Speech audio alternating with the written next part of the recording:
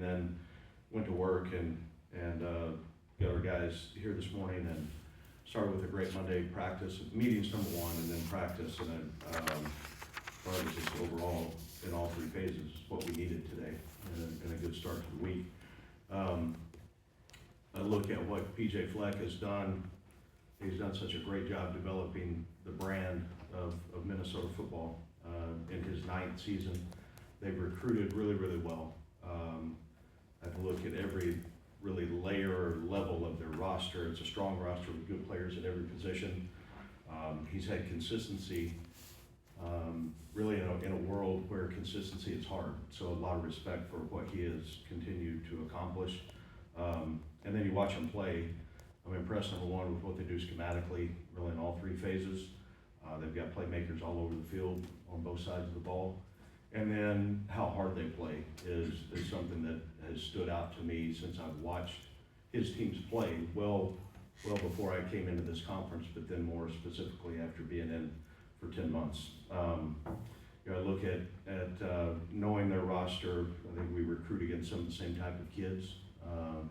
Drake Lindsey, their quarterback, I've known for years and years and years. Close family friends with he and his family from Fayetteville, Arkansas. His dad, John David, was a great player as well years ago, and I think his grandfather, Jim Lindsey, played for the Minnesota Vikings for a number of years. So there's some connections, and there always is as you get into this game for a number of years. But I think it starts offensively with him. He's a complete player, plays extremely smart. He's got a huge arm. I know what type of competitor he is.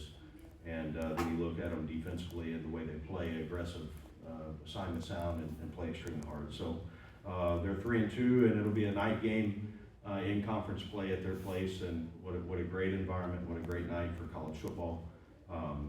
Our team will work really, really hard this week in preparation, and we'll be ready to go play our best ball in all three phases, and we're excited about that chance. Questions? Can you kind of go into more detail on that, just how that connection with the Lindsey family? And yeah, we lived in Fayetteville, Arkansas for 3 years. My son and Garrett and Drake became buddies. They were on the same team, and so Drake was the quarterback before him.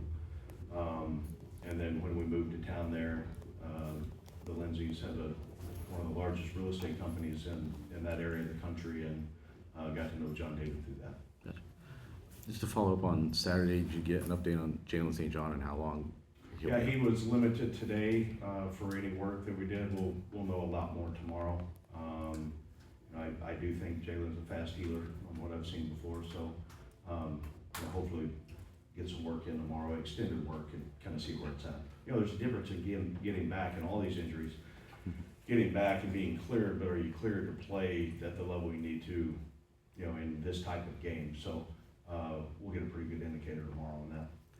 Just how important does it feel to replicate what the running game did last week in order for this offense to reach a ceiling that it seems like it's still kind of striving for? Yeah, I think it's so important. And you look at missed opportunities. If we would have been able to connect on some of those,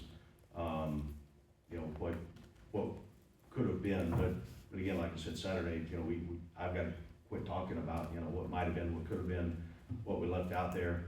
But the run game, that will help everything out. And we had multiple guys that stepped in and played the other day. I thought, Mockaby's running like he is. He's extremely tough. He's a great competitor. And then Antonio stepped in and obviously had a big time role for us the other day. So I think that's going to continue to grow for what we're doing. And then they were big the other day in protection as well, the running backs I'm talking about. So we got to be able to run the ball. I've said that from day one, and I think Saturday was a step in the right direction for that. Barry, Josh was talking about the receivers, and I'd asked about having several different guys step up. Kind of each game has been a different receiver that's been the standout, and Corey Smith with his big one the other day. And he said, we need somebody to step up and be consistent. And kind of put up those numbers every week. How do you get that to where there's almost like a guy who's feared by the other defense that opens things up for everybody else? I think you've got to prove that on game day, but then before that, you've got to prove it in your habits throughout the week, and continue to believe and think, and we're always going to be in a position that I really don't care, what the jersey number is. You're gonna get the opportunities that you create for yourself. And I think Corey has gotten better every single week.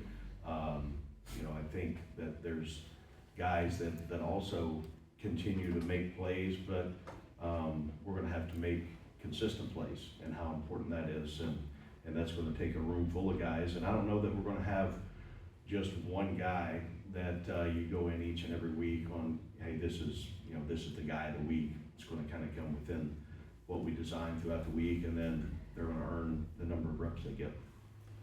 You being a former linebacker and a defensive coordinator, being a defensive guy, is maybe the frustrating thing is the offense seems like it's played well enough to win these last 3 weeks, and you've got 3 losses? Well, I think you look at, I don't know that we played, Notre Dame beat us. I mean, I don't know how, they beat us. So, the other 2 losses, credit to Southern Cal and credit to Illinois, they also beat us. So, can we play consistent football, winning football, in all 3 phases? And it takes all 3. The early fumble that we had on the reception, that Mike Jack got it punched out, that was, at that point, you go score and you're 14-3, and then things are a little bit different, but that's not reality. So dealing in truth and honesty and reality, all 3 phases have to get better, and we gotta play smarter, complementary football.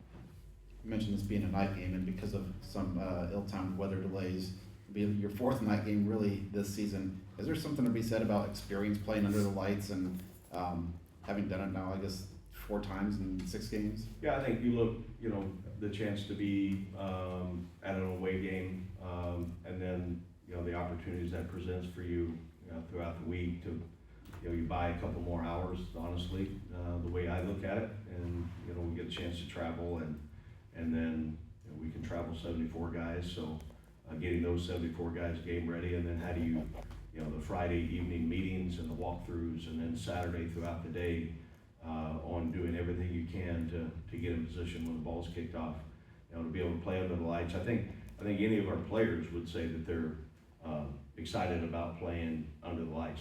They really like that part of the games, and we got a plan for what our Saturday looks like in the hotel, to spend as much time in the prep world as we can, give them a little bit of downtime, but also just trying to do everything we can to play our best ball. Barry, you had a lot of candor, a lot of frankness after the game Saturday. You had time to rest, watch film.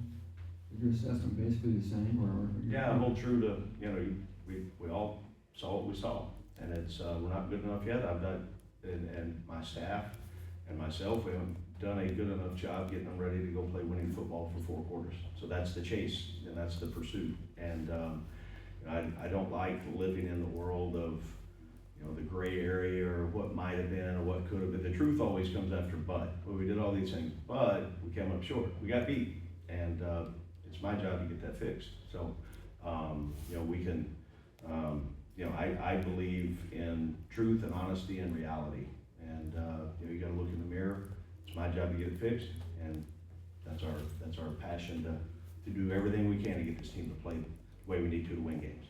Just what a win would mean right now, coming off 3 losses in a row, especially with the bad taste in the Illinois game. Yeah, I think you look,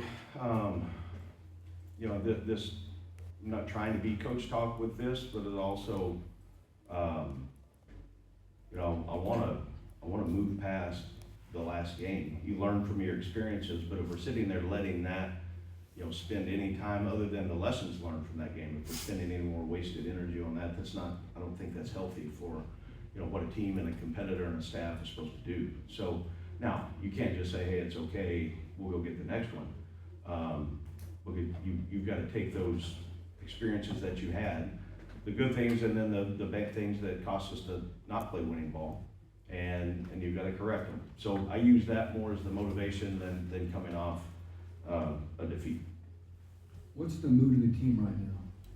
I mentioned we had a really good start to, we don't see them on Sunday, so, that's the players' day off, that's required by rules. So, they were in the training room, and obviously academic responsibilities. So Monday morning is really our first time to have the team together. And, I thought there were, you can judge emotions a number of different ways, body language, feelings, communication, and the indicators for me on once we got in meetings, out of meetings, onto the practice field, we looked like a team that was hungry to go play better ball. Is going on the road maybe, does that come at good times for teams, sort of a circle the wagons mentality, get out of town? Oh, I don't know. I love playing in Ross-Ade. I think there's magic in that stadium. We're gonna eventually, show it. We didn't the other night or the other day, but, man, I like everything about playing at home. I think it's one of the great environments in college football. So you look at now the opportunity to go on the road, and we'll use it in a way that is us against everybody. I think that's, one thing that most teams do when you go on the road, especially in conference, how important that is to approach it with the right mentality. Can you give us any update on Tony Grimes? He practiced today, so I would, as long as he's able to go practice tomorrow, I would say he would be ready to participate. Any other questions for Coach? All right. We're good, guys. Thanks. Have a great week. Thanks, Barry. Great.